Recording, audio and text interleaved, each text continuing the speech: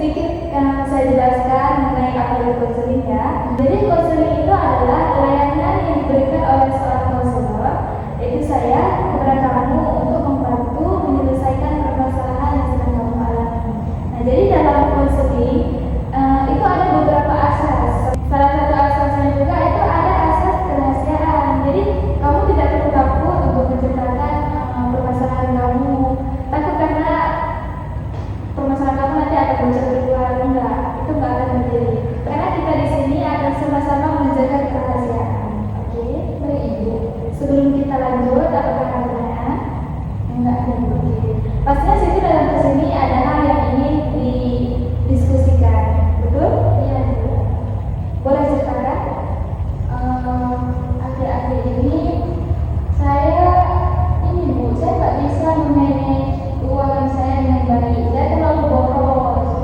Oke, bisa jelaskan dulu perilaku boros seperti apa yang sering Siti lakukan?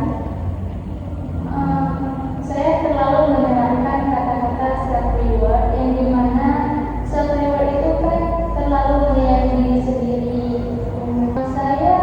Saya dikasih uang bulanan sama orang tua 1 juta itu sebulan untuk memenuhi keperluan saya. Tapi saya baru 2 minggu udah habis uangnya. Saya terlalu banyak berbelanja. Saya suka beli jajanan, saya sering beli notebook, lihat barang-barang yang dikit-dikit saya beli, padahal barang itu tak pakai. Oh, berarti uangnya lebih banyak habis buat beli hal-hal yang sebenarnya nggak terlalu dibutuhkan, gitu. Iya, Bu, benar sekali. Oke, kalau saya lihat dari cerita kamu tadi, nah kamu itu punya kebiasaan yang sering disebut impulsive buying. Siti sendiri pernah dengar nggak istilah impulsive buying itu seperti apa? Pernah sih Bu, tapi nggak terlalu paham. Oke, kalau dari Siti gimana itu impulsive buying? Sepaham Siti aja. Kalau sepaham saya, impulsive buying itu terlalu banyak berbelanja walaupun tidak hal-hal yang nggak perlu. Jadi keputusan belanja Siti itu hanya kesenangan sesaat ya. Habis itu kepikiran ini gimana ya kalau udah habis. Iya Bu, benar sekali. Saya selalu dibilang sama orang tua boros, nggak bisa hemat. Oke, Siti sendiri merasa perilaku itu muncul sejak kapan? Kejadian itu terjadi ketika saya sudah mulai kuliah, karena lingkungan kuliah dan lingkungan masa SMA saya itu berbeda loh. Di lingkungan kuliah, teman-teman saya itu high value semua Bu, dari barang yang mereka pakai, baju yang mereka pakai. Jadi saya juga pengen mereka, saya nggak mau ketinggalan. Dan saya sering check out di Shopee. Apalagi kan kalau belanja online itu murah-murah, apalagi di setiap bulan kan ada flash sale. Jadi saya kalau lanjut check out. Jadi karena sekarang semua mudah, apalagi ada aplikasi yang mudah untuk diakses. Jadi Siti apa yang ditengok terasa tertarik di mana langsung check out gitu ya? Iya itu udah banget, apalagi yang murah-murah. Oke, saya paham apa yang Siti rasakan saat itu. Nah, biasanya keinginan itu muncul saat Siti lagi melakukan apa atau lagi ngerasain apa? Saya sering take out di tengah malam, apalagi saya bosan. Apalagi kalau saya sedih, kan saya buka Shopee Bu, niatnya cuma buka ya dulu. Tapi akhirnya saya take out Bu. Oke, saya paham apa yang Siti bicarakan tadi. Karena memang kadang belanja itu bisa bikin kita jadi lebih baik. Apalagi saat kita bosan, sedih, itu pasti mood kita bakalan naik kan. Iya. Dan itu adalah hal yang wajar.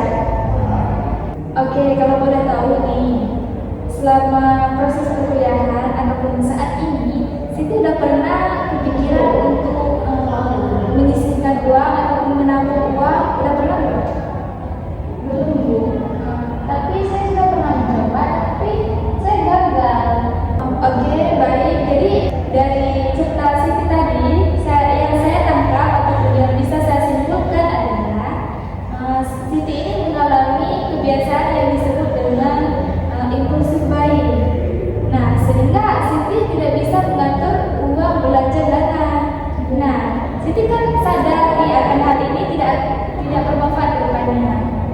Jadi Siti pengen berubah, betul? Iya, benar. Oke, kalau dari saya, Siti bisa mencoba dari hal-hal yang sederhana.